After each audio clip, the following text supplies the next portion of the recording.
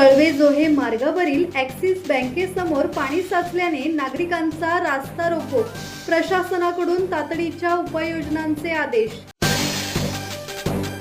कळवे-जोहे मार्गावरील ॲक्सिस बँकेसमोर मोठ्या प्रमाणात पाणी साचल्याने आणि रस्त्याच्या दुरावस्थेमुळे संतप्त झालेल्या ग्रामस्थांनी रास्ता रोको आंदोलन करत प्रशासनाचे लक्ष वेधले।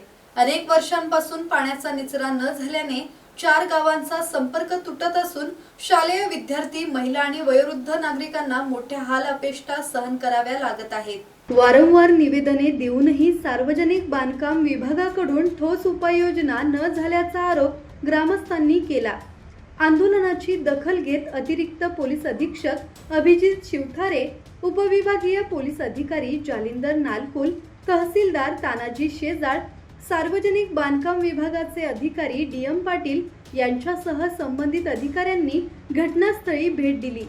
पाहणीनंतर नैसर्गिक नाले तातडीने मोकळे करून पाण्याचा निचरा सुरळीत करण्याचे आदेश अतिरिक्त पोलीस अधीक्षकांनी दिले। आंदोलनात ग्रामस्थ, महिला, विद्यार्थी आणि युवक मोठ्या संख्येने सहभागी झाले होते। किरण बांधणकर, संवाद मराठी लाईव्ह, पेन।